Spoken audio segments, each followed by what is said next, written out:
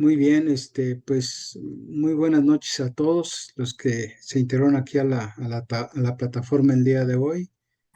Y vamos a dar un tema que me parece que es de los tópicos, que no es fácil hacer un diagnóstico cuando te llega gente de mayores de 60 años con un dolor de espalda o de los huesos como lo que es Hola, maestra, las buenas noches. costillas. Proliferativo de la columna. Ajá, como es la costilla, la espalda, bajan de peso y pueden tener alguna infección renal y podemos estar ante un tumor mieloproliferativo y para ello, pues el doctor Adrián Sánchez Gómez, de médico residente del tercer año, si lo tengo aquí entendido, del Hospital Primero de Octubre y tenemos dos expertos para poder hacer una relación de pláticas o una mesa aquí redonda en este Spine Webinar, que es el doctor Carlos Castillo Rangel. Él es asesor y es jefe de servicio de neurocirugía del HR10, jefe de la clínica de columna, y está el doctor Yerbit Reyes Soto, que también es médico asesor, jefe de servicio de neurocirugía y de la columna tumoral del INCAN. Adelante, doctor Adrián Sánchez, los micrófonos son todos suyos y vamos a platicar de este tema tan interesante que es la enfermedad mieloproliferativo en la columna vertebral. Buenas noches a todos. Muy buenas noches. Muchas gracias, maestro Guzmán. Gracias, maestro Sosa. Bueno, vamos a iniciar con la clase. Entonces, lo que vamos a revisar el día de hoy sobre la enfermedad mieloproliferativa va a ser la definición, epidemiología, fisiopatología. Vamos a hacer una reseña de la clínica que es muy interesante, el diagnóstico por imagen, cosas que tenemos que saber en general de la histología, el tratamiento con un enfoque hacia lo quirúrgico, claro. Aquí vamos a ir de la mano del hematólogo para esta patología y vamos a culminar con un caso clínico representativo. Bueno, para iniciar, la enfermedad mieloproliferativa de la columna va a englobar múltiples patologías, pero por definición, ¿qué es? O sea, son tumores de células plasmáticas de la columna. Estos van a tener como inicio primario, en la gran mayoría de los casos, enfermedad en las vértebras a nivel torácico. Las enfermedades que se engloban y las que vamos a desglosar haciendo un énfasis en el mieloma múltiple y el plasmocitoma solitario, que este puede ser la antesala al desarrollo de mieloma múltiple o presentarse posteriormente, va a ser en lo que vamos a hacer énfasis en esta clase. Tenemos otro tipo de patologías proliferativas que pueden llegar a afectar, pero no es tan común en la columna, sino más bien a nivel sistémico, como las amiloidosis primarias o la macroglobulinemia de Waldenström, por ejemplo.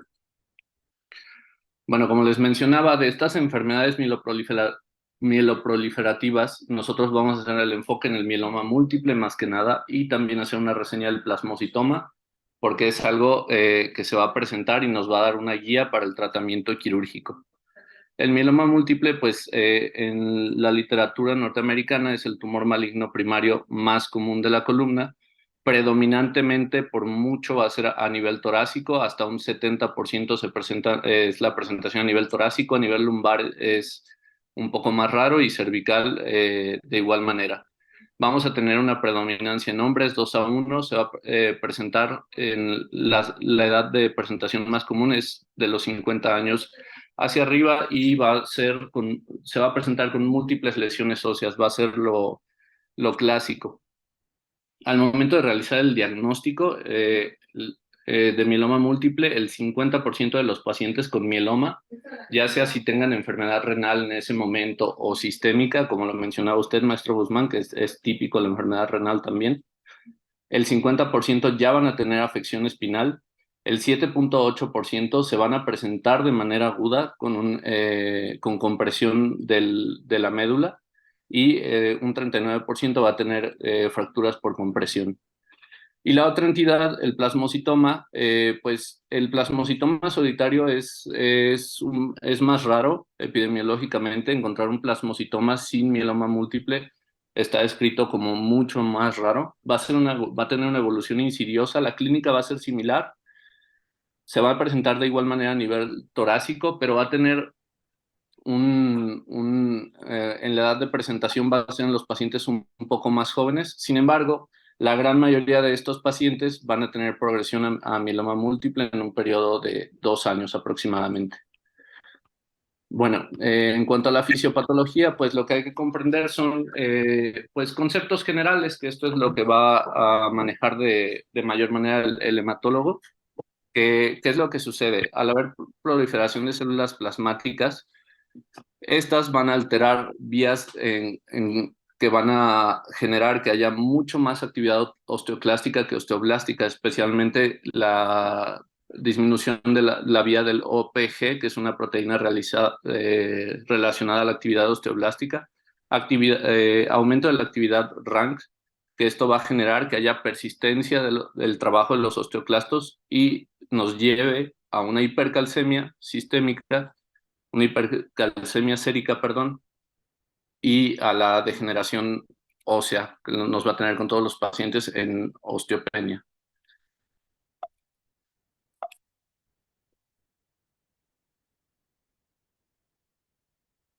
En cuanto a la presentación, los tumores, el plasmocitoma se va a desarrollar posterior, puede ser óseo, este también se puede desarrollar en tejidos blandos, va a ser una proliferación local de células plasmáticas. Sin embargo, el plasmocitoma solitario no va a tener otros datos sistémicos o séricos que nos hagan pensar en un mieloma múltiple. Más adelante les voy a mencionar cuáles son estos.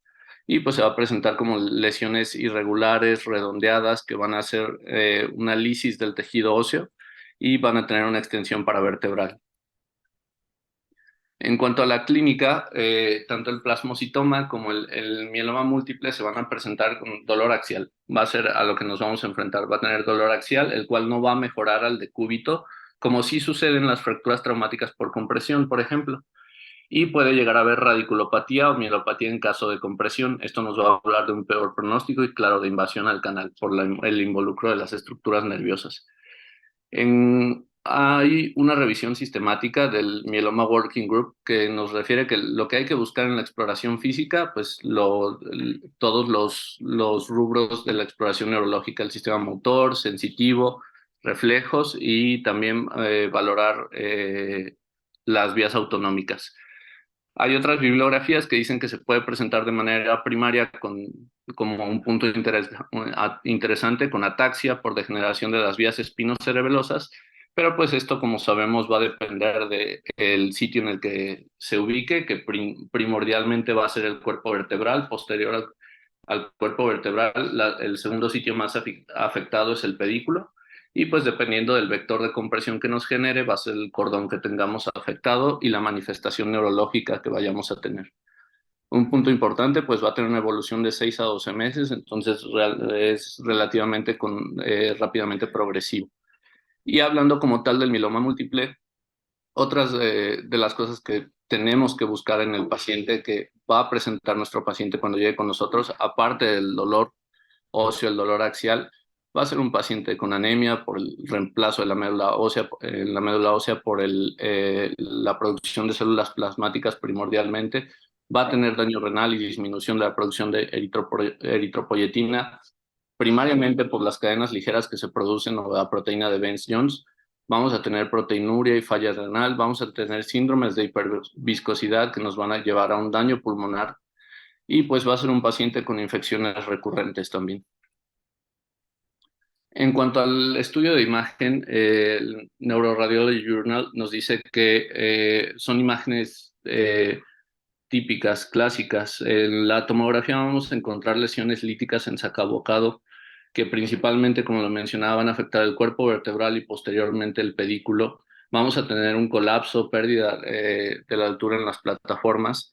En la resonancia magnética, para lo principal que nos sirve y lo que vamos a identificar va a ser la extensión paravertebral y el compromiso del canal raquídeo. Y pues vamos a tener una clásica distribución de las intensidades en T1 hipointenso, hiperintenso en el T2 y un realce variable al medio de contraste, con predominancia de hiperintensidad al medio de contraste de gadolinio. Y pues alguna de las imágenes que podemos ver, este es un ejemplo de un plasmocitoma solitario en el cual tenemos la imagen esquemática en la imagen superior derecha. Posteriormente, en nuestro T2 vemos cómo tiene un cierto componente hiperintenso, una extensión paravertebral hacia posterior hipointensa y la compresión que va a generar con el crecimiento paravertebral. También podemos ver en la tomografía las imágenes típicas en saca bocado y pues todo el compromiso que nos va a generar hacia el canal, como vemos en el corte axial de esta imagen. Y en cuanto al mieloma múltiple, pues es más típico que al encontrarlo de manera primaria ya veamos múltiples lesiones, lesiones líticas de igual manera, y en la resonancia magnética va a tener una distribución en el T1 hipointenso, T2 hiperintenso, con colapso y trazos de fractura. En cuanto a la histología, pues el plasmocitoma, en cuanto a una pieza macroscópica, va a ser una lesión suave, gelatinosa, de un color amarillo pálido, que pueden llegar a ser hemorrágicos. Y en la microscopía pues, va a ser una población clonal de células plasmáticas que van a formar conglomerados óseos y de tejidos blandos. En cuanto al diagnóstico, pues aquí nos vamos a apoyar un poco más del hematólogo, pero tenemos que conocer los criterios. Existe la mnemotecnia CRAB, que nos va a hacer referencia hacia lo que ya les había mencionado en la clínica, la enfermedad renal, los síndromes de hiperviscosidad.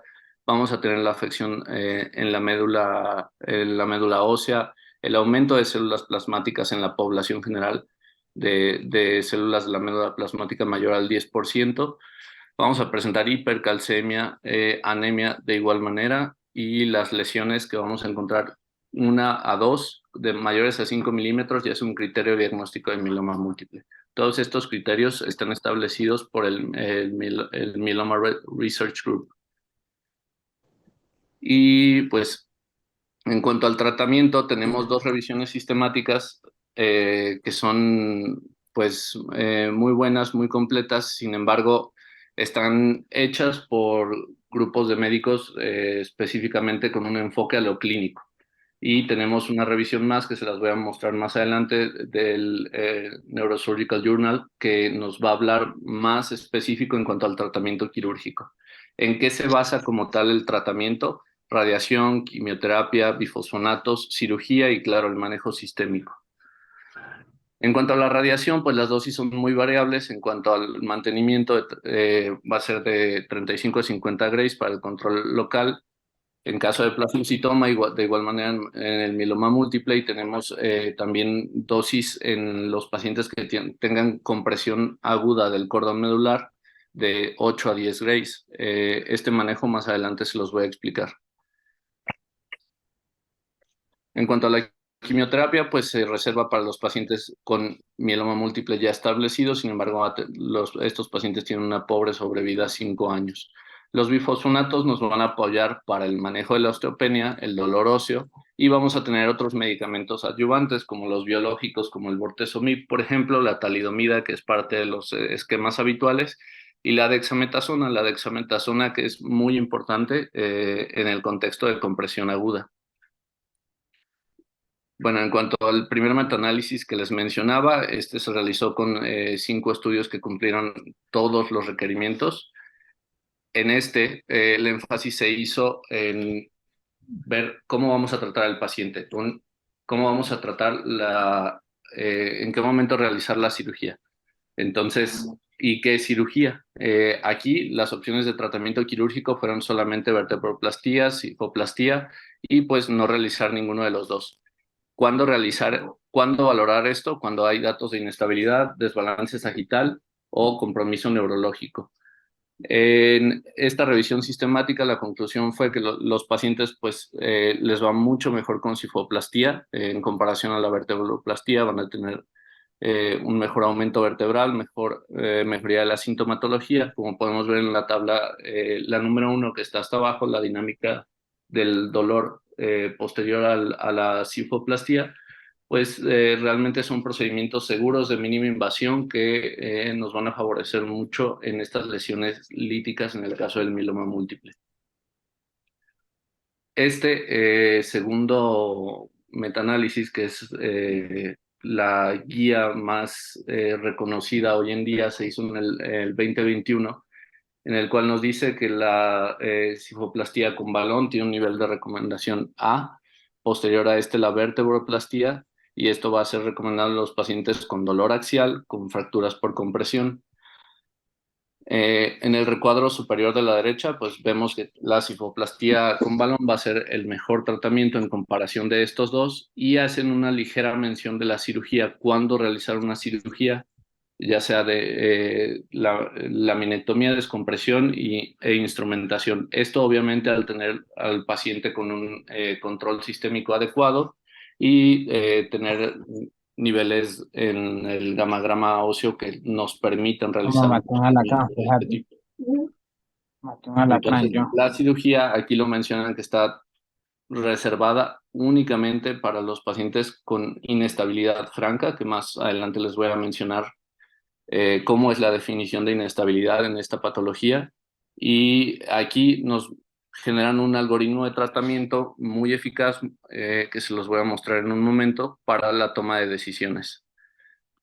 Bueno, como les mencionaba, hay que valorar si el paciente tiene estabilidad o no. ¿Cómo lo vamos a hacer? Con nuestra escala de SINS. El SINS va a medir estos criterios que tenemos aquí mostrados en el cuarto: la localización de la lesión, el dolor que está generando, cuál es el generador, qué es lo que de verdad le molesta al paciente, qué tipo de lesiones por imagen, el alineamiento sagital, que esto es primordial.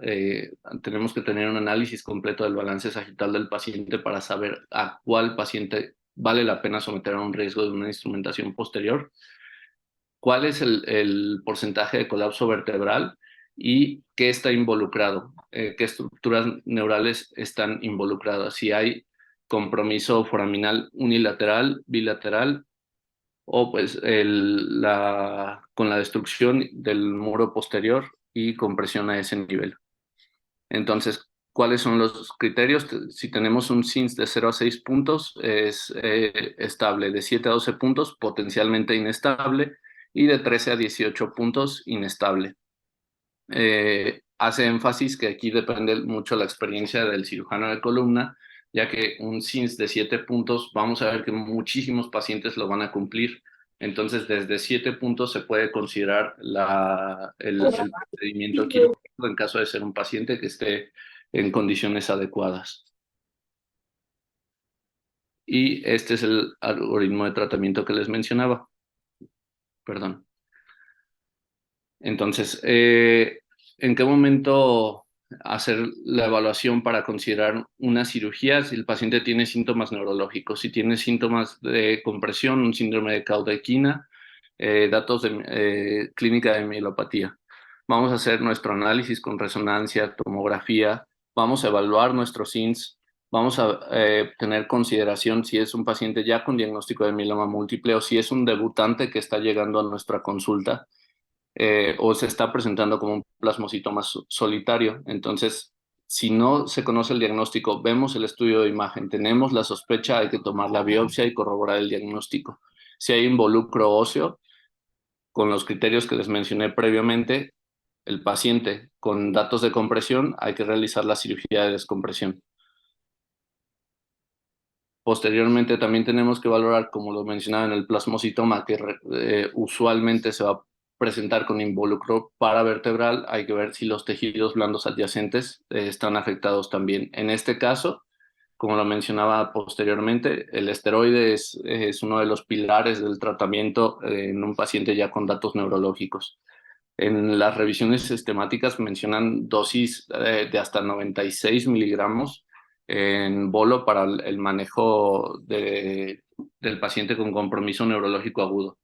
Incluso la radioterapia, como les mencionaba, hay diferentes dosis de radiación. Los pacientes con compromiso neurológico se deben de someter teóricamente a radiación en agudo para también tener mejoría en cuanto a ese compromiso. Sin embargo, pues la mayoría no tenemos esto a disposición, además del tratamiento contra mieloma, claro.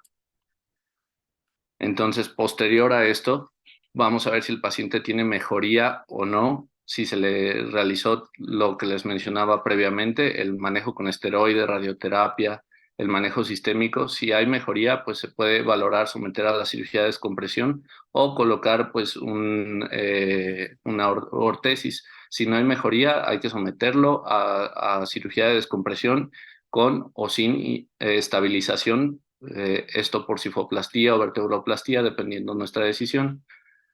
Posterior a la cirugía de descompresión, vamos a repetir la resonancia en caso de que veamos que el paciente persista con el dolor, que el paciente persista con la sintomatología. Lo podemos someter al aumento vertebral o mantenerlo en vigilancia. La vigilancia va a ser con la ortesis durante 3 meses y vamos a estarlo revalorando.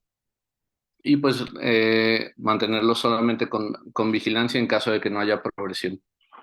Este algoritmo de tratamiento, como les mencionaba, no considera muchos puntos quirúrgicos primordiales. Sin embargo, sí lo hace. Este algoritmo es meramente realizado por cirujanos de columna, en el cual vamos a ver la dinámica de manejo diagnóstico. Es más o menos la misma, la mencionada previamente, pero aquí sí tenemos puntos específicos en los que vamos a realizar cirugía con instrumentación. Esto va a ser, aquí lo mencionan, cuando tengamos un SINS mayor a 12 puntos y dolor intratable. En este caso, si el SINS es mayor a 12 puntos, primordialmente el puntaje que vamos a estar obteniendo va a ser por la ubicación de la lesión. ¿Qué puntos nos van a dar el mayor puntaje en el SINS? Como veíamos en el cuadro previo, pues la ubicación y el balance sagital. El balance sagital es de los puntos principales. Nos va a dar hasta 4 puntos si el paciente tiene una traslación, por ejemplo, en unión cráneo-cervical, o si hay una deformidad en cifosis en unión cérvico-torácica, que es de los más comúnmente presentados. Entonces ya ahí vamos a tener per se 6 puntos. Si tenemos la lesión a nivel de T1, C7, vamos a tener per se 6 puntos. Entonces estos pacientes, si están en condiciones, están en un punto de inflexión, están en la unión cérvico-torácica, una opción es el tratamiento quirúrgico con descompresión e instrumentación posterior. En caso de no ser así, que sea una ubicación que lo permita, una ubicación en la que no haya tanta movilidad a nivel torácico medio, incluso a nivel lumbar se considera, pues vamos a someter al paciente a vertebroplastía o cifoplastía en este caso.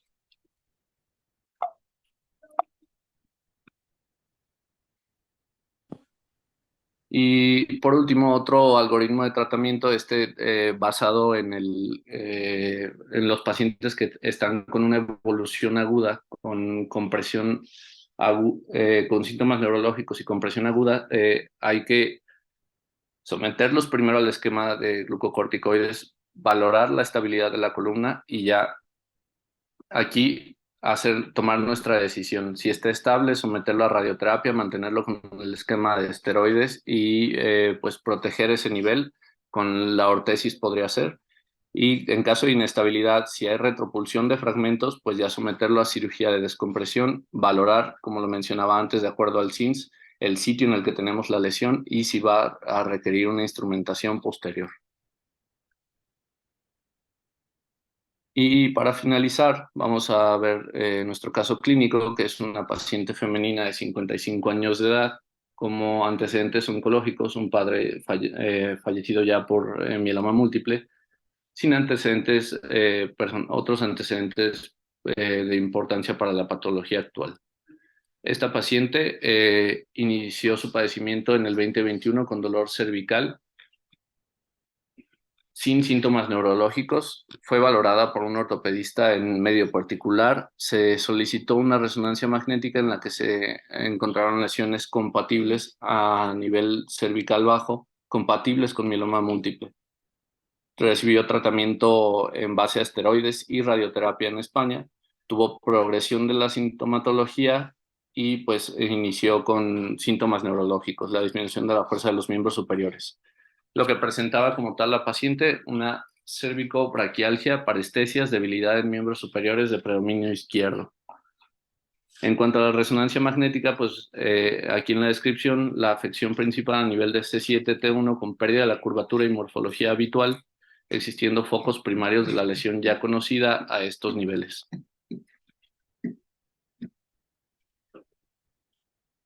Esta es la radiografía preoperatoria de la paciente, donde lo que vemos es, pues, se tapa un poco con los hombros, pero a nivel de C7 hay pérdida, el cuerpo vertebral se ve lisado prácticamente. Igual a nivel de la radiografía AP lo podemos valorar, y si hacemos un análisis de nuestro balance sagital, pues este paciente va a tener un SBA muy pronunciado y un slope de T1 de igual manera muy pronunciado. En la tomografía lo vamos a ver de mejor manera. En el plano sagital podemos ver la hipodensidad que encontramos a nivel de los cuerpos vertebrales de C1 y de C7, perdón, y T1, con un ángulo en cifosis patológica evidente.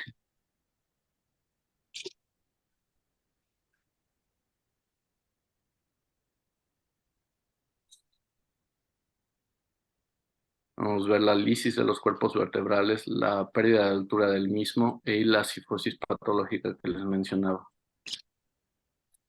En cuanto a la resonancia magnética, como podemos ver tanto en el plano axial, primero en esta imagen, vamos a ver el compromiso que tiene del canal.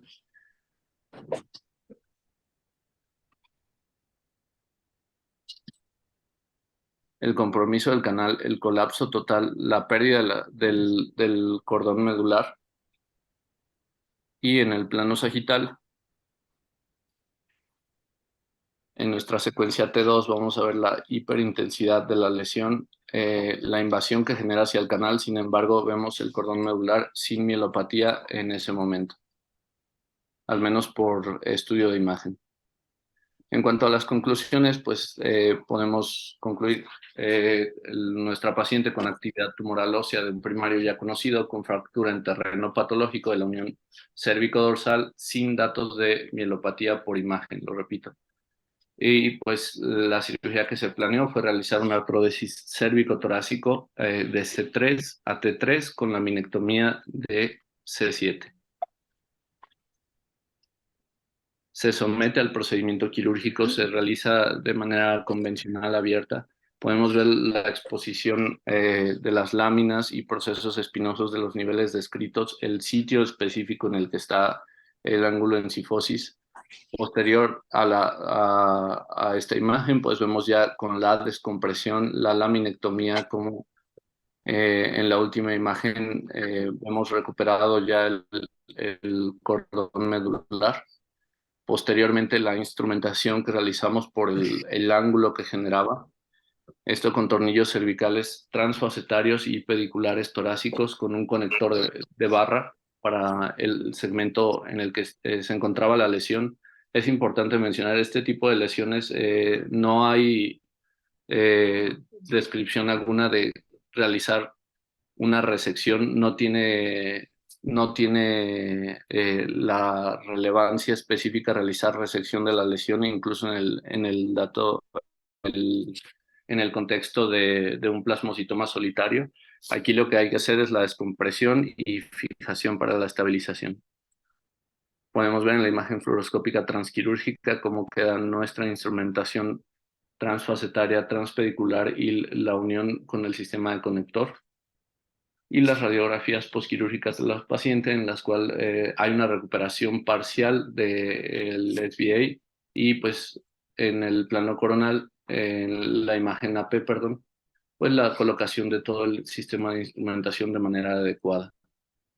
En la tomografía posquirúrgica eh, vamos a ver el trayecto de los tornillos, el sitio de la descompresión bastante amplio, que esto generó la paciente tenga mejoría clínica notoria.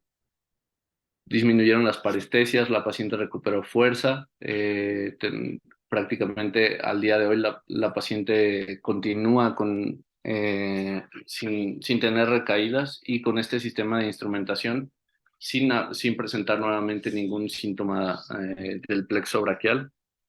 Y pues actualmente está en manejo con talidomida, aspirina y ácido zoledrónico.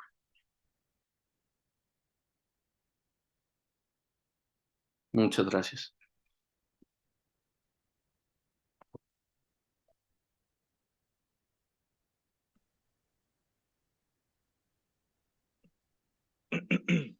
Excelente Doctor, caso, bueno, excelente. Adelante, maestro, adelante. sí, le hacen una pregunta al doctor Adrián Sánchez. Dice que ah, el doctor tiene las siglas de QR. Dice, doctor, ¿cuáles serían las posibles diferenciales que podrían tener por las imágenes en resonancia magnética y tomografía? Sí, creo que la pregunta es que cómo, bueno, aquí la puedo acomodar que qué diferencias tiene entre una lesión lítica en TAC o en resonancia, vamos, para poder hacer un diagnóstico, o quizá la pregunta del doctor sea que cuál es la diferencia entre un plasmocitoma y un mieloma si las dos tienen lesiones líticas.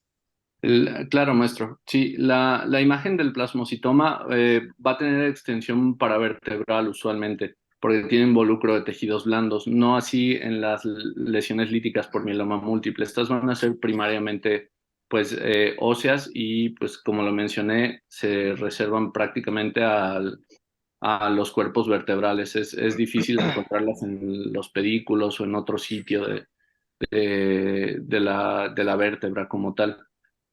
Entonces es una imagen pues bastante diferente a mi parecer, y también la relación de las intensidades va a cambiar. Lo voy Usualmente a se va a conectar presentar ahorita ya. hiperintenso en el plasmocitoma cuando va a tener una relación más similar al hueso normal, así en el mieloma múltiple. ¿Ok? ¿Alguna otra pregunta del público? Está levantando la mano, maestro, nada más que no dice su nombre, dice iPad nada más. Adelante, iPad. doc, por favor. Soy yo, Maestro, el doctor Carlos Castillo. Ah, Sí. adelante, Perdón, adelante. perdón. Bueno, en la literatura clásica también habría que aclarar que de pronto el plasmocitoma, a menos que Herbert me saque de mi error, un plasmocitoma casi siempre es una lesión única y es el que antecede al desarrollo de un mieloma múltiple. Entonces, realmente desde el punto de vista histopatológico comprende la misma lesión, nada más que es una lesión única generalmente y ello antecede al desarrollo de un mieloma múltiple. ¿Cierto, Herbert? sí, correcto, Sí, doctor. bueno, y buenas noches. Buenas noches, doc. ¿Cómo Sí, están? Herbert, Buenas bueno, noches. Qué ¿Todo bonito bien, doc? caso. Muy bien, qué bonito caso. Muy buenas porque lo noches a contaste, ¿no? todos. Sí, más o menos. Eh, ¿Alguna otra pregunta? Me gustaría hacer algunos comentarios finales. Me espero hasta que termine de hacer las preguntas, porque es algo muy importante con el tema de los tumores mieloproliferativos, pero me espero al final. Sí, doc. Doc, Perfecto. yo tengo una preguntita, en general, Adrián, ahí, por ejemplo, es duda, ¿eh? Ya ves que tenemos una pérdida, pues, total de la parte anterior, de la columna anterior, hay una destrucción importante de C7 y con un involucro hacia canal raquídeo. Excelente cirugía, la realidad es de que el paciente, pues, va muy bien, una cirugía muy, muy, muy bonita, muy bien realizada, pero mi pregunta sería, ahí, ¿qué tanto nos convendría hacer una cirugía circunferencial? O sea, posterior, y hacer una corpectomía y elevar un poco la columna anterior para evitar un poquito más la hipersifo que está realizando y la descompresión de los cordones anterolaterales. La pregunta es, ¿qué tanto nos convendría una cirugía circunferencial en tu caso? Bueno, en ese caso específicamente, maestro, pues sí, podría haber eh, sido, pues, se pudo haber realizado. Sin embargo, por lo mismo, como usted lo menciona, la destrucción ósea que ya tenemos a ese nivel, además de que pues cambia completamente el tiempo quirúrgico, el desarrollo de la cirugía, realizar una cirugía circunferencial a ese nivel por el tipo de abordaje que se requeriría, pues en este caso se realizó la instrumentación posterior con la laminectomía y descompresión porque era lo mejor y suficiente para este caso en esta paciente. No hay, estuve buscando pues revisiones sistemáticas respecto a eso, incluso se lo preguntaba al maestro Herbit justo antes de la ponencia, o sea, ¿qué tan efectivo es resecar la lesión, o sea, realizar una corpectomía? Y no hay guías de manejo, por lo menos que hagan un énfasis.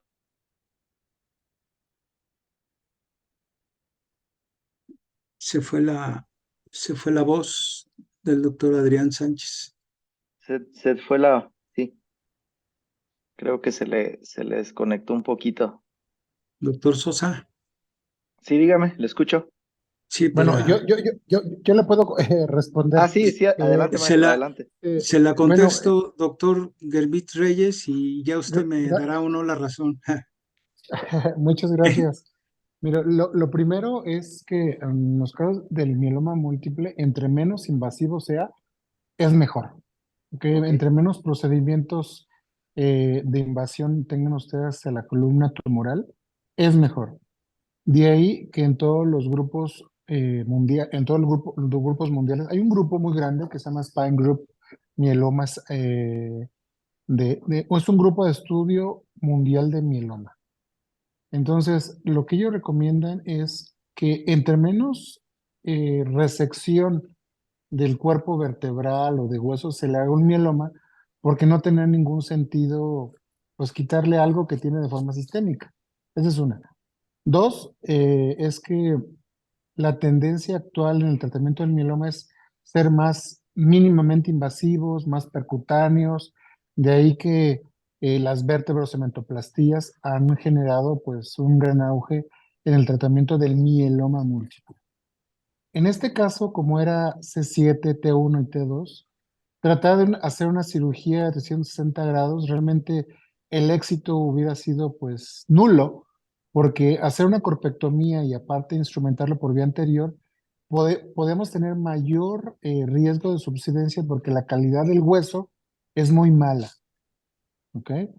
Entonces, lo que buscamos es únicamente la descompresión, la estabilización, y muchas veces no alcanzamos a hacer pues un buen balance sagital porque el hueso no lo da. No sé si les ha tocado a ustedes meter tornillos en pacientes con mieloma múltiple.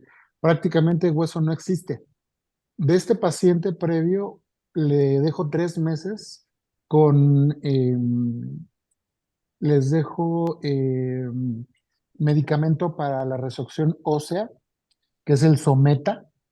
Les dejo 4 miligramos mensual antes de la cirugía, los opero, después los sigo durante 6 meses, cada mes con 4 miligramos de ácido zoledrónico. Ahora, ¿qué es importante también de antes de operar a un paciente? Es que tengamos marcadores tumorales bajos, porque ustedes operan a un paciente con actividad tumoral alta, por mínimo que sea su abordaje, van a tener muchas complicaciones relacionadas a la enfermedad. Por eso es importante saber cuáles son los marcadores tumorales que buscamos en el mieloma. Los básicos, DHL, el calcio, las inmunoglobulinas y las fracciones tanto gamma, beta, delta de las inmunoglobulinas. Esto nos da un parámetro para saber qué tanto ha respondido el paciente al tratamiento o si lo vamos a llevar primero a radioterapia y posteriormente instrumentar, o lo vamos a tratar y posteriormente llevar a una cirugía para poderlo corregir. Es quiero que quede claro que es muy diferente a aquel paciente que llega con una compresión medular aguda y se tiene que ofrecer un tratamiento en agudo, sea cual sea, o aquel paciente que previamente lo único que tiene son fracturas múltiples, dolor óseo, se le lleva un tratamiento con quimioterapia, radioterapia, hay un periodo de recuperación, hay un trasplante de médula ósea y el tratamiento final ya es una estabilización con una fijación biomecánica funcional. O sea, son dos parámetros diferentes. Ahora bien, en estos pacientes lo que buscamos es menos invasión en el tratamiento, tratar de tener un buen control de la enfermedad. Y como bien lo comentó el maestro, el mieloma, a diferencia del plasmocitoma, es un tumor que se encuentra localizado en un hueso, pero que puede formarse o que puede hacerse una enfermedad en todo el sistema, como mieloma. Es importante saber que las clasificaciones que se utilizan son también la NOMS, porque el mieloma es una enfermedad metastásica, no es un tumor primario. El tumor primario es el plasmocitoma, pero el mieloma es una enfermedad metastásica y se debe tratar como tal, como una enfermedad sistémica. ¿Verdad? Gracias. Sí, doctor. Fíjese que lo que usted comenta me parece que sí, estamos ahí en ese objetivo, en ese punto, con pacientes con mieloma múltiple o con plasmocitoma. Y como ya lo decía anteriormente, sí, el plastocitoma es una lesión única, ¿no? Que lo vamos a ver en un paciente que tiene un dolor por ahí torácico y que lo que nos llama la atención es la destrucción del cuerpo vertebral de una manera lítica, porque hay lesiones líticas y lesiones blásticas, pero son lesiones líticas y de hecho su comportamiento biológico, o hablando de la parte celular, es mucho más agresivo que el mieloma. El mieloma todavía te espera, todavía puedes hacer, vamos, el protocolo completo, tener todo, o sea, el laboratorio, gabinete, hasta la biopsia, pero el plasmocitoma no. El plasmocitoma es muy agresivo biológicamente y sí requiere de mucha atención y ya lo decía el doctor de la NOMS o los criterios del SINGS, pero también hay otras clasificaciones, por ejemplo, el grupo asiático, ellos sí ven lo que se llama el manejo, si es quirúrgico, lo ven desde el punto de la clasificación de Enekin, para saber el margen de resección. ¿Por qué? Porque estos pacientes te van a recidivar. Dices, bueno, se va a quimio o a radioterapia, pero ellos, ahora que estuve ahí en Beijing, en un centro de especialidades médicas, son complejos hospitalarios enormes, y ahí vamos, el manejo de este tipo de pacientes, el manejo lo hacen de acuerdo a la clasificación de la NOMS y de Enekin. El SINGS, bueno, dices, tiene tantos puntos, pero es una clasificación o es una observación en ver estas características, pero le dice al grupo de Oncology Group, de donde está el doctor Boriani y Weinstein, y te dice, no, espérame, quiero saber cómo está tu paciente, cómo está invadido el tumor, me apego a los criterios de la NOMS y podré decir si de acuerdo a este algoritmo que lleva sobre todo el doctor Boriani por AO, digan cómo vamos a poder hacer la resección de este tumor, pero también va a depender mucho de las características generales del paciente, porque a veces decimos el abordaje anterior o abordaje posterior, pero el paciente pues está postrado en cama, ya tiene mucho deterioro neurológico y a pesar de que nosotros digamos que es un paciente para manejo quirúrgico, a veces el estado de salud no es el más recomendable y entonces ahí podemos hacer la cuestión del diferimiento a esperar para que las condiciones generales del paciente mejoren, ¿no? ¿Qué hay otra cosa? La transición cérvico-torácica. Por eso es que quería hacer el comentario de lo que dice el doctor Sosa. ¿Por qué no hacer un abordaje 360? ¿O por qué no hacer un abordaje anterior? La lesión es anterior. Entonces el doctor Gerrit me dirá, bueno, es que la calidad del hueso, que el balance sagital, etcétera, pero el tumor está adelante. Entonces, hay unas pláticas o hubo unos spine webinars del grupo de Oncology Group y de la del Silaco y algunos de la Clínica Mayo. Entonces dicen, es que es una zona de transición, C7-T1. Entonces, ¿quién tiene experiencia para el manejo de un paciente, para un abordaje anterior que prácticamente puedes llegar hasta T1, T2 y desinsertas la clavícula? Pero puedes llegar bien desde la horquilla del esternón, de ahí puedes llegar hasta la base, un poquito abajo si tú quieres, de T1, ya está el desfiladero, es C7. Entonces, ahí es donde yo hago esa pregunta, ¿no? Que por qué no se hizo el abordaje anterior y el posterior. Está bien el posterior porque nos mantiene, como decía el doctor en su ponencia, ¿no? Nos mantiene la estabilidad, que es lo que busca la NOMS, la descompresión y la parte, vamos, tenía la parte sistémica, por eso se fue a la parte quirúrgica, el paciente estaba en buenas condiciones, pero generalmente la transición biomecánica de C7 a T1.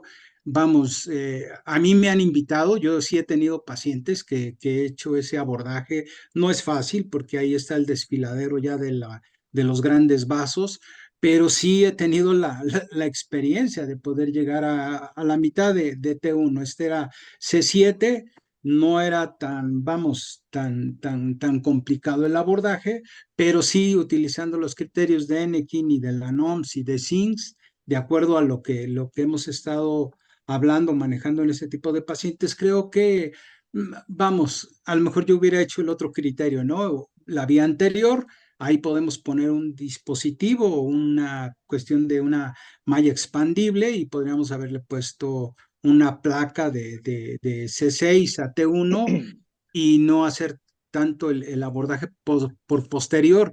A veces lo hacemos por cuestión de anatomía Una porque no pregunta. vemos el cuerpo vertebral Claro. en T1, T2 o T3 es Una, más complicado que hacerlo por vía anterior, pero las dos, creo que las dos son válidas. Mi experiencia o lo que yo he visto en estos pacientes, sobre todo en las zonas de transición a nivel de C7, el abordaje lo hago por vía anterior. Gracias. Me gustaría hacer un acotamiento nada más. Algo para que los muchachos, a los jóvenes, no se vayan a perder. Si decimos plasmocitoma, estamos hablando de un tumor primario de columna vertebral. Y la única clasificación que vamos a integrar aquí, efectivamente, es la de Weiss-Boriani. ¿Ok? Ahora, en un plasmocitoma, lo que ustedes buscan es hacer una resección completa del tumor. Porque al hacer una resección completa del tumor, el paciente se va a curar. Claro. ¿Ok? Y después le van a dar radioterapia y lo van a seguir únicamente con marcadores tumorales, porque únicamente del 5 al 15% pueden evolucionar a mieloma. El mieloma múltiple es una enfermedad metastásica, donde ustedes ya pueden utilizar NOMS, pueden utilizar SIMS o lo que ustedes quieran. ¿Ok? Bien por el maestro Boriani, que utiliza tumores primarios, el plasmocitoma. Ahora, las resecciones por vía anterior en la transición C7, T1, T2, por vía anterior, yo ya no las hago, ya las abandoné, porque ahora las hago vía posterior. Hago una corpectomía posterolateral o extremolateral y le puedo poner cemento, le puedo poner una malla y la malla la rosco con un tornillo en línea oncológica. Si fuera por una fractura, para las personas que ya tienen la experiencia de entrar a C1, a C7, T1 y T2, por la escotadura external no llegan más que hasta C7. Lo que hemos hecho es una esternotomía media y posteriormente desplazar todo el paquete vascular, tanto de la subclavia como arterial como venoso, para poder accesar, ¿no? Pero quédese con ese enfoque, el plasmocitoma, hagan todo lo que ustedes gusten, quiten toda la vértebra, reconstruye por delante, por atrás, porque se va a curar el paciente. En el mieloma no. Gracias. Sí, excelente, excelente. Muchas gracias, Doc, por la observación. No sé si me permitan un minutito, aprovechando los que los tenemos acá, presentarles un caso que yo tuve y efectivamente quería resaltar eso, la diferencia entre plasmocitomas, mielomas, que ya lo hicieron perfectamente ustedes. Fíjense que nosotros tuvimos un paciente, 49 años, se los platico rápido, está aquí en la pantalla, que el cual ya tenía diagnóstico previo en otro lado de un plasmocitoma y se le estaba dando el tratamiento oncológico debido. Sin embargo, en la noche, en el ISSSTE de Morelia, llega con un síndrome medular incompleto. Los doctores residentes me comentan el caso y pues bueno, lo protocolizamos para realizar cirugía. En este caso, como dice bien el doctor Herbert Reyes, teníamos el diagnóstico previo, o tenían el diagnóstico previo de un plasmocitoma. Llega con un síndrome medular incompleto, se bolea con dexametasona y se prepara para cirugía como tal de urgencia. En este caso, estas son las imágenes en axial. Vemos totalmente una lesión lítica, ¿no? De T12 lítica con invasión al canal, altamente destructiva. Y pues yo lo que planeo es realizar, bueno, se le hace la resonancia, vemos la lesión ahí, forma importante y cómo se toma incluso el cuerpo vertebral, toma los dos pedículos, y ese es uno de los criterios que yo tomo para realizarle en este caso, una corpectomía, Doc, transpedicular, debido a que todos los pedículos estaban tomados. Nos metemos, hacemos la resección completa del tumor y le hacemos la artrodesis posterior y fusión posterolateral con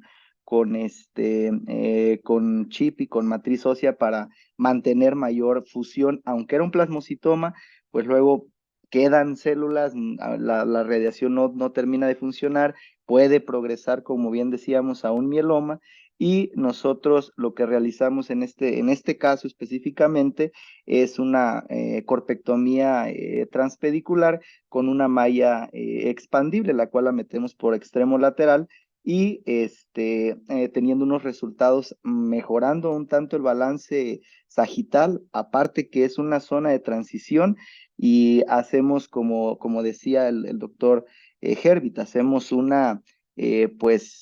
al quitar la gran mayoría del tumor, pues el pronóstico mejora funcionalmente del paciente. Realmente les quería presentar este caso porque tenemos varios criterios, pero realmente es del paciente. ¿Qué es lo que vamos a hacer con el paciente? ¿Qué tipo de paciente es? Si hay enfermedad sistémica, si es mieloma, si es plasmocitoma. Y yo creo que, por ejemplo, en los casos que se presentan, yo les presento un tanto diferente en otra zona. Realmente aquí depende de la funcionalidad del paciente. Entonces, si al paciente le va bien, quiere decir que estamos también haciendo lo correcto. Una descompresión posterior y después hacerle el tratamiento adyuvante, pues es lo correcto en ese debido tiempo.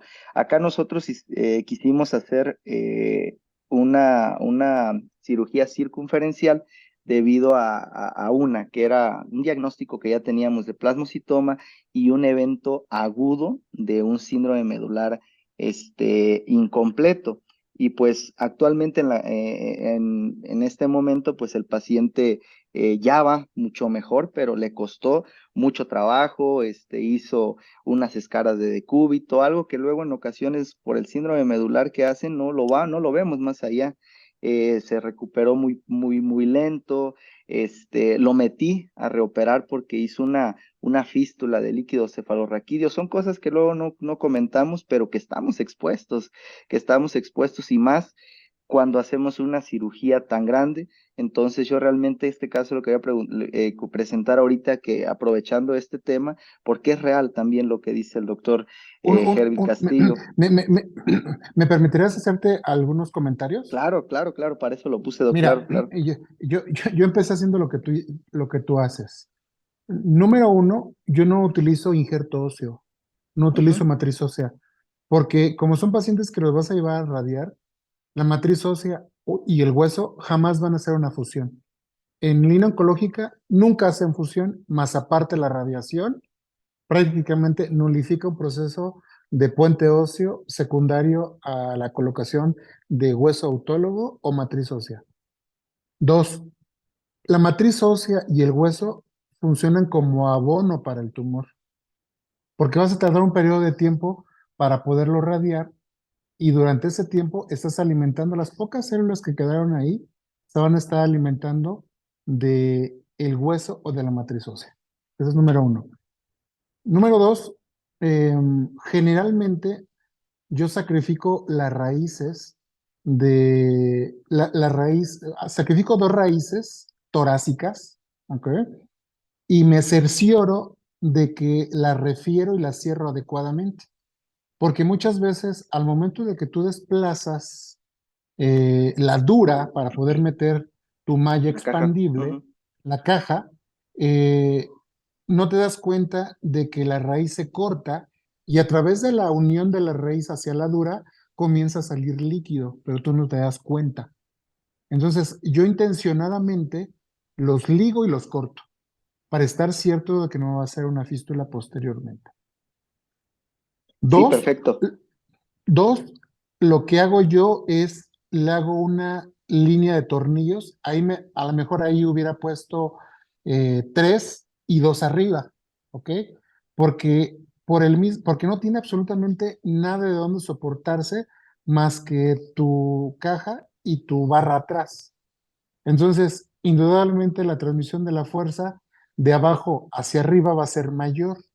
Entonces, yo lo que hago es, le pongo una línea de tornillos, 2 arriba, le pondría 3 arriba, 3 abajo, una sola línea, hago distracción de esa línea, en este caso del lado izquierdo, distraigo un poco la vértebra para poder tener yo vista completa del espacio que ya resequé y al momento de que yo meta mi malla expansora, realmente quede levantado o expandido el segmento, porque estás operando una vértebra fracturada.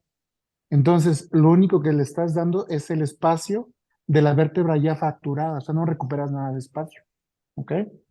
Y ya después me voy del otro lado con otra línea de tornillos y hago compresión para que no se desplace la malla o le rosco un tornillo y me es más fácil para mí. Generalmente hago la minectomía del segmento y la minoplastía arriba y abajo. Ok, perfecto, Doc. Muchas gracias por el consejo. Sí, yo, Sí, yo no gracias. ligo, yo he hecho bastantes corpectomías transpediculares y no ligo raíces nunca. Tengo una sola fístula de líquido y efectivamente se las comento, fue con este paciente. Nunca ligo ninguna raíz, nunca. Y lo de la matriz ósea, muchísimas gracias por el consejo, Doc, totalmente aceptado. Y lo que hice fue poner arriba abajo, pero es muy Pero interesante el haces comentario y hay que tomarlo en cuenta muy una importantemente, sí. pregunta, una pregunta. ¿Haces la corpectomía transpedicular y no instrumentas por delante? ¿O le pones nada más cemento? No, pongo cajas expansibles. Ujú. Ok. Gatitos, Eh, siempre. co- Siempre co- ya ve que pues está más pequeño el espacio cuando hay la ajá, reducción. Por ejemplo, en este caso claro. es una vértebra que se bota totalmente, que tiene una capacidad de carga ya nula, pero es un espacio muy pequeño y la llevo a recuperar el espacio. Por ejemplo, si tenemos, no sé, un espacio de un 22, lo puedo llevar hasta 32 a 28, entonces le recupero mucha Claro. altura y soporto la capacidad de carga, porque recordemos la capacidad de carga de la columna vertebral es en la columna anterior. Pero sí, muy importante y gracias por los consejos, Doc, totalmente a tomar en cuenta y el consejo oncológico que nos da el día de hoy es muy importante. Gracias. Saludos. Doctor Gervid Reyes, Sí. de acuerdo a su curva de aprendizaje o con el paso del tiempo, nosotros en aquellos tiempos hacíamos un solo abordaje y era anterior, hacías la Ajá. descompresión, la resección, metías lo que es la malla expandible, como dice el doctor Sosa, y ahí mismo Ujú. metíamos el Ventrofix y punto. O sea, ya cumplías con el principio biomecánico, cumplías con los criterios de la distribución de cargas, la descompresión anterior, etcétera. Pero ahora Ajá. los tiempos han ido cambiando, por eso le hacía la pregunta a usted. Yo muchas veces lo hice junto con los cirujanos de tórax, ¿sí? O los urólogos cuando eran abordajes retroperitoneales. Pero si estaba toda destruida, toda la carga axial o estaba el tumor adelante, volvemos a lo mismo.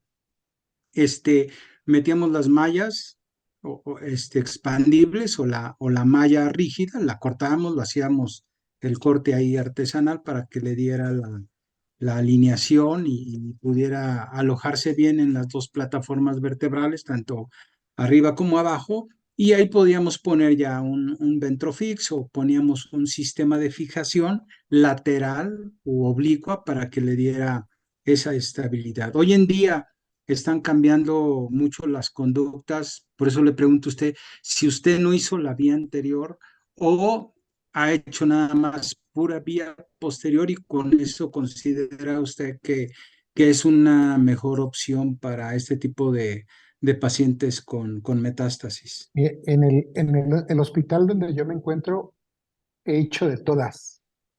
De hecho, tenemos un artículo próximo a salir sobre abordajes 360 en columna tumoral. Realmente, yo creo que hay que ubicarnos en el contexto del paciente, porque yo digo, bueno, si no tienes una malla expandible, que es muy cara, es muy bonita, ¿qué haces? ¿No lo operas al paciente? ¿No le haces la corpectomía? ¿Qué hacen? ¿Ustedes qué hacen?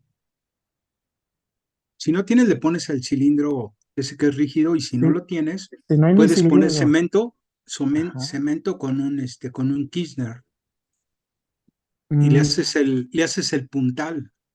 eso sí lo llegamos a hacer también antes, y también lo llegué a hacer. Me gustaría compartirles, no sé si ya se compartió la pantalla. No, A ver, a ver, a ver, ¿ya se compartió? A ver, déjame ver si le está permitiendo compartir. Deme un segundito. Estamos en eso. A ver, compartir. A ver, ¿listo, Doc? ¿Ya lo están viendo todos? Ya estamos viendo su celular. Ajá, ya Ok, lo estamos viendo. perfecto. ¿Están viendo un gatito del lado izquierdo? No, estamos viendo su Aquí una ya galería está el del galería. gato. celular. Sí se ve Ah, el perfecto. gatito. Ahí está el gatito, esa es la referencia, ¿eh? Ah, El sí, sí, gatito. sí, sí. Ok, Ujú. miren, este caso es un plasmocitoma, ¿ok? Es un paciente que lo protocolicé en base a que tenía proteinuria, después le hice inmunoglobulinas, después le hice un PET y tenía una lesión única, ¿ok? El abordaje que yo decidí por las características del paciente, que no tiene mucho recurso, tiene una lesión lítica que comprime la médula, ven un fragmento muy grande que está comprimiendo la cara anterior de la médula. Entonces, lo que yo decidí en ese momento es hacer un abordaje posterior, ¿ok? Entonces, donde yo le hice, aquí está, le hice una laminectomía, ¿ok? Le hice una vértebrocementoplastia con sustracción transpedicular. En lugar de ponerle una malla, le puse cemento, ¿ok? Y después lo artrodesé. Aquí la clave importante para este tipo de abordajes, ahí se ve el cemento, miren, ahí se ve el cemento adelante. Está completamente relleno el cemento del espacio donde estaba el cuerpo vertebral. Aquí el punto más importante en la transición es, yo siempre les pregunto, ¿cómo lo fijan ustedes? ¿Le ponen cabezal? ¿No le ponen cabezal? ¿Lo fijan en posición neutra? Yo lo que hago es, hago una descompresión, lo fijo tal cual como está el paciente, hago una descompresión, le quito la lámina y después recoloco el cabezal para artrodesarlo, ¿ok? Y después le inyecto cemento mediante un abordaje posterolateral a rellenar completamente el cuerpo vertebral y después lo artrodeso.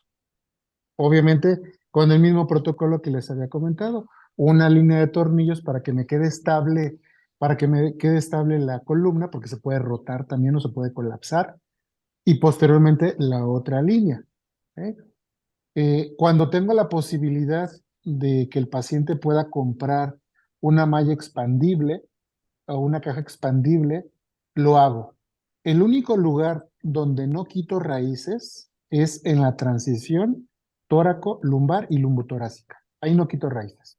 Pero en el tórax siempre les quito una raíz para poder tener mejor, maniobrar mejor con el tema respecto a la resección completa del tumor, dejarlo R0. Eso es lo que yo estoy haciendo actualmente.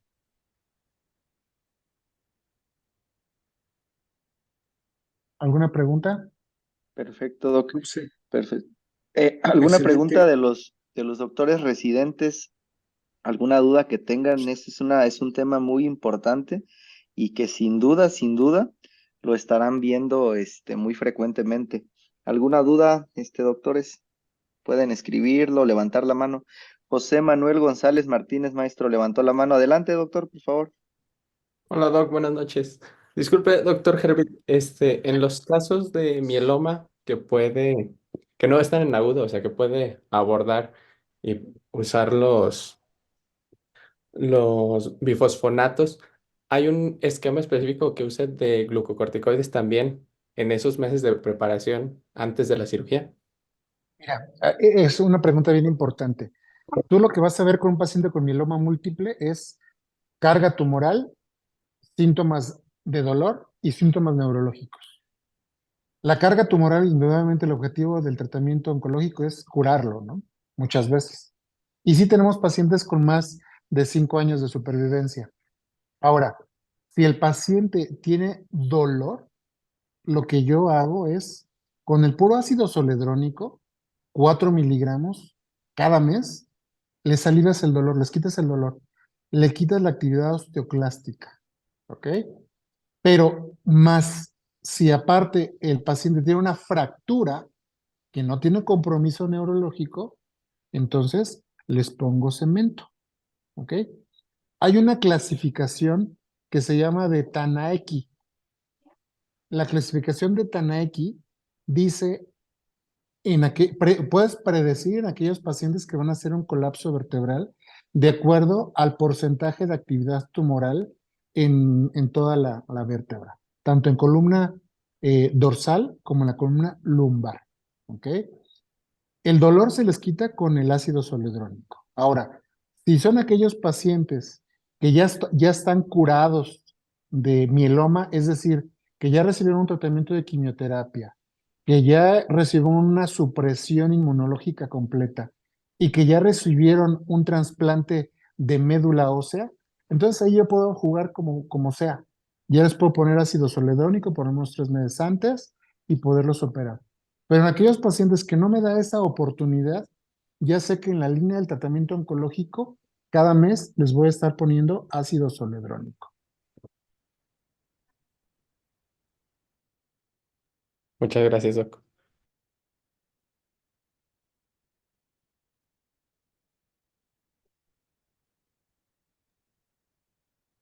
Hay otra pregunta, maestro. Sí, del doctor Luis Martínez. Me pregunta, doctor Yerbit, ¿deja el ácido zoledrónico posterior a la cirugía? Y si es así, Sí, ¿por cuánto tiempo le dan las gracias? siempre, siempre.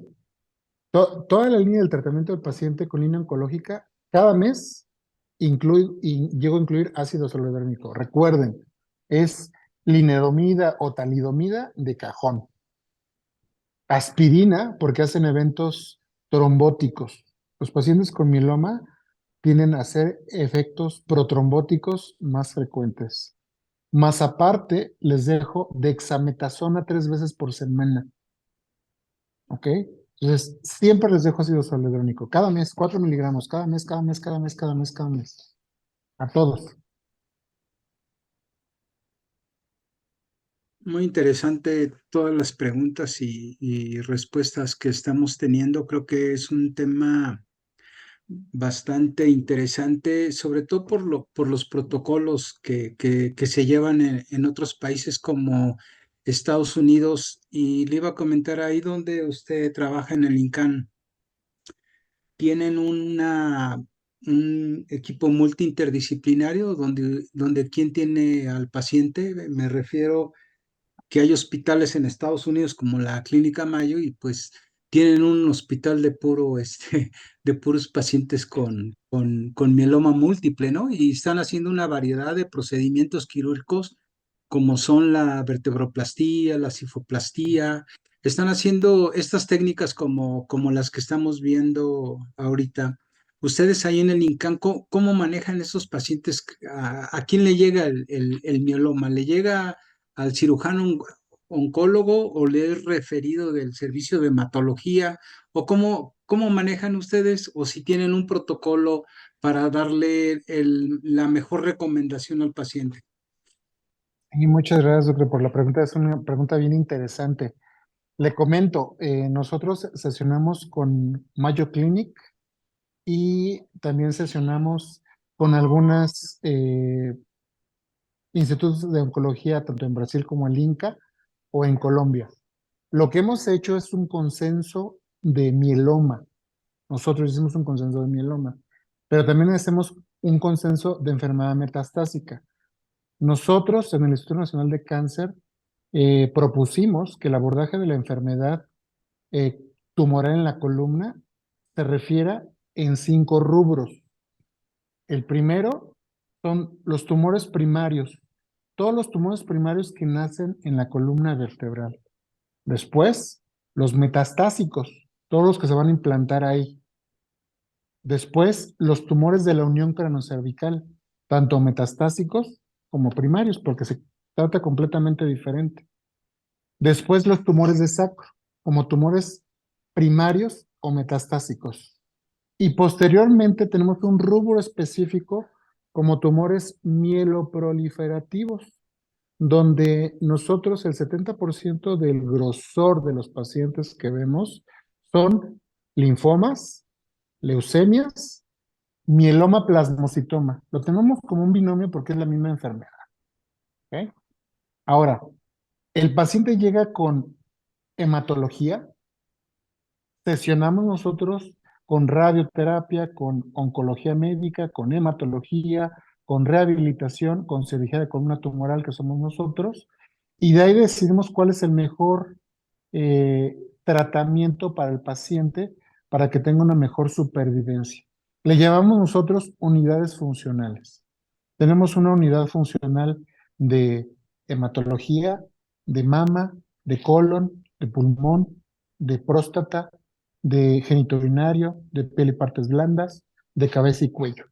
No necesariamente tienen que estar todos reunidos en un solo, en una sala aula. Muchas veces sesionamos hasta por Zoom, pero generalmente lo hacemos de esa manera y le hacemos el protocolo como debe de ser. Marcadores tumorales, su PET para ver que no tenga creciendo en la enfermedad y de ahí determinamos genéticamente cuál va a ser la mejor línea de tratamiento para el paciente. Ya el bortezomib ya está quedando en desuso, ya utilizamos algunas otras moléculas de acuerdo a la clasificación por inmunoterapia del mieloma, pero tratamos de hacerlo así, de esta manera. Por eso es importante a los jóvenes que traten de entender cuál es el proceso de tratar tanto un mieloma como un plasmocitoma, porque se trata de manera diferente.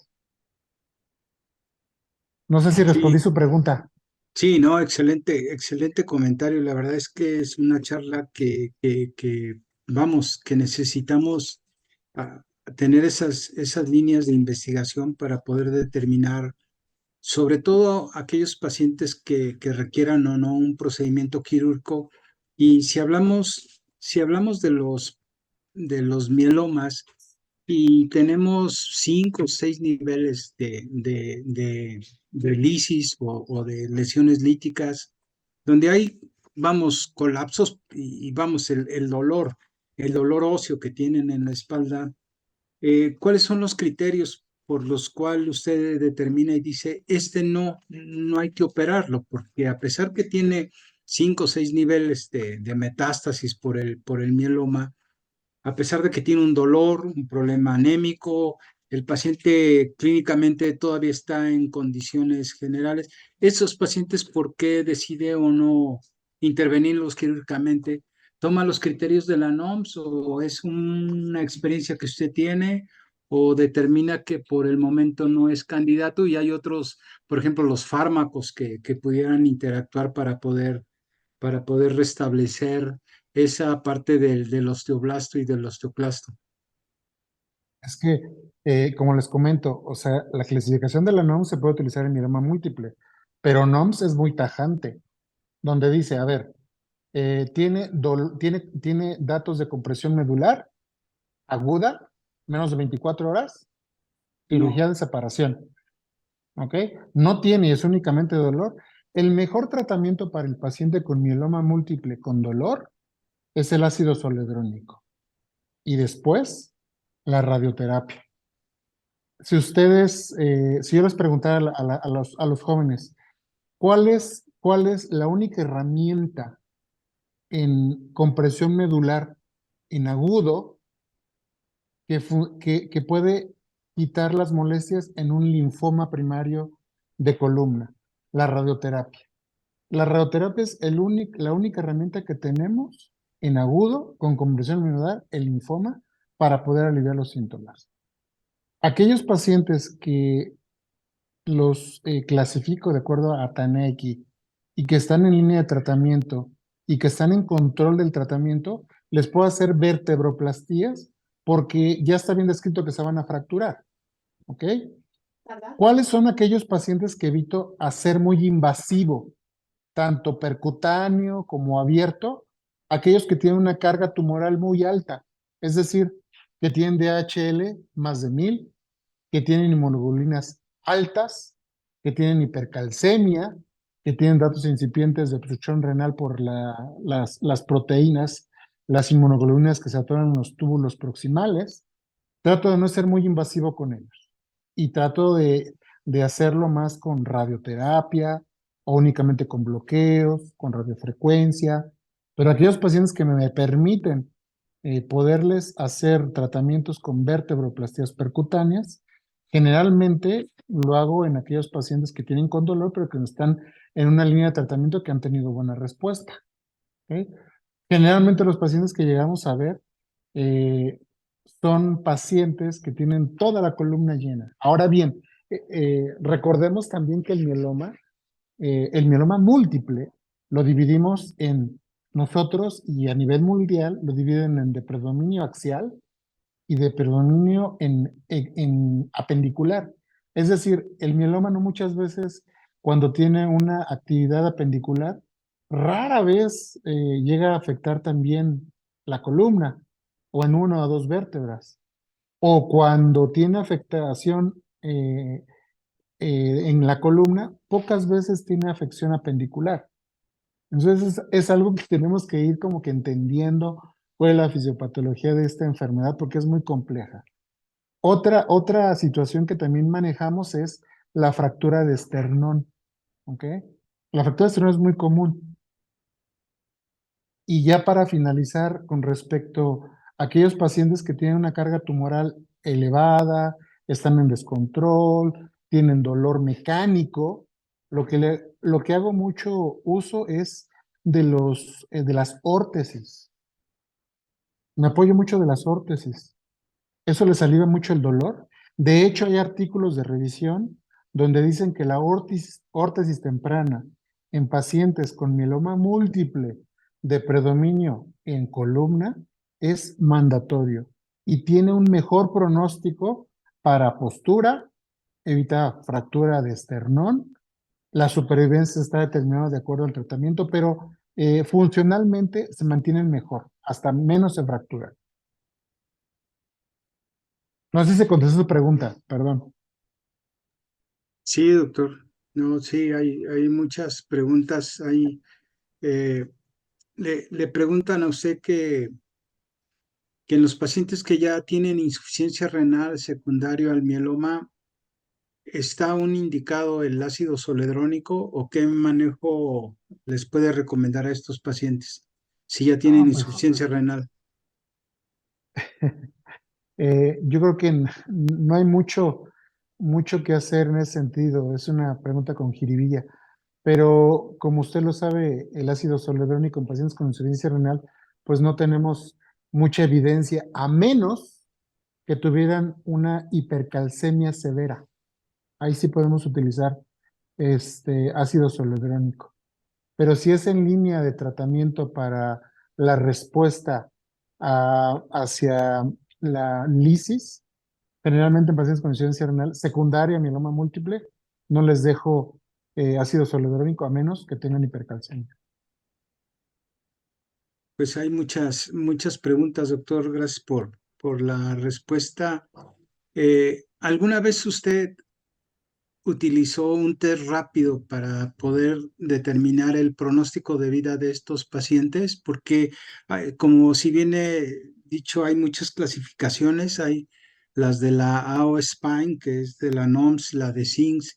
¿Usted alguna vez hizo un test rápido? Por ejemplo, ¿usted nunca utilizó la de Takahashi para determinar el pronóstico de vida de estos pacientes en mieloma múltiple? O ya, a pesar que dicen que ya pasó en desuso, pero si el paciente en su estado nutricional es malo y tiene un puntaje de un Takahashi de 5 o 6 puntos, ¿usted alguna vez aplicó esta escala para determinar si realmente era necesaria el procedimiento quirúrgico? Porque usted sabe que son pacientes con muy mala calidad ósea, son pacientes con desnutrición, son pacientes anémicos, problemas renales, etcétera. ¿Usted alguna vez utilizó esta clasificación y por qué? O si no, ya dice usted, eso ya quedó en la historia y ahora yo estoy con otras guías de protocolo de mi hospital. No, doctor, mire, yo creo que para empezar, Tomita Takahashi, igual que Henekin, son clasificaciones pues, que siempre hemos utilizado, ¿no?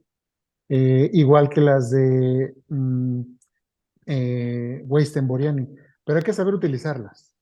Yo Ok. creo que una clasificación no es más para apantallar, no, es para saber utilizarlas. Porque si uno se sabe la clasificación, pero no sabe cuál es la utilidad de esta clasificación en el paciente, pues entonces no estamos hablando de una misma medicina. ¿Ok? Yo promulgo mucho y hemos hecho estudios donde efectivamente un parteaguas en el 2014 hacia acá, cuando comenzamos a utilizar la inmunoterapia. Hubo un parteaguas rotundo, porque ahorita ya consideramos como el cáncer como una enfermedad crónica, que antes no lo podemos ver de esta manera.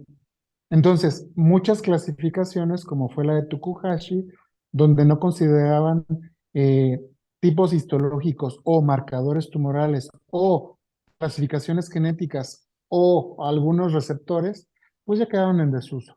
¿Ok? Sin embargo, pueden ser de utilidad para algunos lugares donde el alcance para este tipo de tecnología pues no lo es. Nosotros tenemos un artículo sobre la clasificación de Tomita, donde decimos que efectivamente ya ha quedado en desuso, porque ya actualmente las clasificaciones para las personas pues que nos dedicamos a esto, ya hay clasificaciones para enfermedad metastásica en cáncer de pulmón, en cáncer de próstata, en cáncer de mama, ya hay clasificaciones para todas, pero hay que saberlas utilizar y hay que darles el peso suficiente. No son clasificaciones mías. Ustedes métanse a PubMed y pónganle clasificación para enfermedad metastásica y les van a salir 25,000 artículos. De todos ellos, ¿cuáles son las de gran utilidad? Pues las que a ustedes les convengan en su centro. ¿Cuáles yo les recomiendo? Pues las clásicas, las NOM, las SINS, Tomita, pues, si les es adecuado, pero ya utilizamos otras, por ejemplo, para mama, para pulmón, porque ya tomamos algunos algunas situaciones genéticas, como si son con mutaciones o mutaciones. Específicamente en mi pues, utilizar NOMS para plasmocitoma, Weizenboriani, ¿ok? STINS, que en lo personal para mí es una clasificación, no sé si ustedes saben, pero es una clasificación que lo hicieron con 30 pacientes y lo hicieron oncólogos médicos. Entonces, lo único relevante que tienen que aprenderse de esa clasificación es, no está inestable, sugestivamente inestable, y tiene que ir a revisión por ortopedia. Entonces tenemos que hacer nuevas clasificaciones y meternos para que nosotros como quirúrgicos podamos sacarles el peso suficiente como para poder ayudar al paciente en el pronóstico de la enfermedad. Yo creo que es el mensaje que me gustaría dejarles. La última pregunta, doctor, ya para irnos. Muy interesante todos los comentarios que dice usted. Ustedes como INCAN o como el servicio de oncología quirúrgica o multi-interdisciplinaria, si tienen estudios de metaanálisis, y si no es así, creo que podríamos tener la oportunidad de poder trabajar entre hospitales de México precisamente para tener todos esos criterios y que ustedes pues obviamente serían los que puedan liderar cómo manejar un paciente en México con un problema de tipo oncológico, porque hay criterios diferentes, como usted bien lo decía, y que a veces estamos haciendo cosas que no estamos apegados a la norma, cómo manejan los niveles de evidencias o las recomendaciones para este tipo de pacientes. Entonces, mi pregunta es si usted ya tienen, vamos, sí, los protocolos, pero si tienen estudios de metaanálisis o si estaríamos como hospitales en México podernos apegar a todos esos criterios como usted ahorita mismo lo está diciendo, no utilizar una sola clasificación, sino hay que estadificar o hay que ver el estado de salud del paciente, hay que saber si de acuerdo a los criterios de la NOMS o de, como decía usted, Boriani o otras clasificaciones, poder manejar de una manera correcta a estos pacientes para que pudieran tener mayor calidad de vida o mayor supervivencia en el manejo multidisciplinario, pero entre hospitales, y que el INCAN pueda ser un referente, pues que lo es nacional, pero también los hospitales que están atrás de INCAN. ¿Qué es lo que podríamos hacer como recomendación, doctor? Que lean, que lean mucho. La lectura es muy importante, la revisión de artículos. Yo creo que lo más importante en esto es la lectura. O sea, que tengan cursos de actualización, que tengan una noción de cuál, no o sea, no es tan, es el como que el estigma que se tiene, ¿no? De nosotros por ser INCAN, nosotros también hacemos las cosas mal a veces, pero nos ha costado mucho trabajo aterrizar esto en un hospital oncológico, porque realmente en México ni en Latinoamérica no existe. ¿Ok? Entonces, tenemos que aterrizar todo el concepto de cuál es lo mejor para el paciente para poderlo reflejar mediante, pues, estudiar, hacer análisis eh, crítico de la literatura, porque no todo lo que se lee en PubMed es verdad. Hay que tener un análisis crítico con un nivel de evidencia adecuada, porque luego uno muchas veces busca cosas que no tienen sentido, pero sí es importante tener un grupo de estudio. Un grupo de estudio es muy importante. Un grupo de estudio para columna degenerativa, un grupo de estudio para columna tumoral, un grupo de estudio para deformidad, un grupo de estudio para traumática, para unión cranocervical y para sacro. Yo creo que de ahí se ha nutrido esto, en base a estos grupos de estudio que hemos tenido. Hemos hecho foros para esto, pero la oncología en, en el contexto de la cirugía de columna queda muy relegada, porque muchas veces no se le entiende. Es decir, el grueso de la columna es degenerativa, después traumática, escoliótica, y ya después dejan así, hasta el final en un cachititito, la oncológica. Pero eso es lo que vamos a estar viendo. Yo creo que es una buena oportunidad como para poder tener sesiones multidisciplinarias entre cada uno de nuestros hospitales para poder aprender de todos, porque todos aprendemos de todos. ¿Sabes qué? Yo leí este artículo, ¿qué te parece? A mí no me parece bien porque pues el peso no es bueno, nosotros hacemos esto y solo así podemos construir algo bueno, pero en grupo, en un grupo multidisciplinario de estudio, lo cual pues los invito para poderlo hacer entre todos. Muchas gracias. Doctor Antonio Sosa Nájera, ¿nos pudiera decir algunas palabras para cerrar este este foro. No, hombre, pues muy agradecido con los doctores, el doctor Adrián, doctor Castillo, el doctor Herbit Reyes, de verdad, muy agradecidos. Fue una noche de mucho aprendizaje. La realidad es de que eh, vaya, tener este tipo de charlas siempre es enriquecedor para todos. Hay muchos residentes que se está conectando que son muy buenos y que cada vez van a ser mejores, pero nosotros aprendemos mucho. Desde el más chico que está aquí hasta el más grande, que tenga muchísima experiencia, siguen aprendiendo. Entonces, yo les agradezco, más que nada les agradezco a los doctores por haber aceptado esta charla y pues bueno, seguirlos invitando, doctor Herbie Reyes, estamos Gracias, muchas gracias. todos los lunes estamos acá, Gracias. también al Congreso acá en Morelia los estamos invitando, Gracias. 1, 2 y 3 de marzo. Y pues bueno, para terminar, recuerden que el próximo mes iniciamos ya, con este tema damos por terminado el módulo de tumores espinales y vamos a empezar ya con el módulo de columna traumática. Ya creo que probablemente vayan a ser 2 o 3 meses de columna traumática, de acuerdo ahí les iremos citando. Pues muchísimas gracias y pues vamos a dar por finalizado el Spying Webinar número 45 y espérenlo en YouTube en próximos días. Gracias, doctor Adrián, gracias, doctor Herbit, doctor Castillo, doctor Muchas Enrique y gracias. gracias a todos los que se conectaron. Gracias. Un abrazo a todos. Muchas gracias. Gracias. Hasta luego. Gracias. Yes. Hasta luego. Gracias.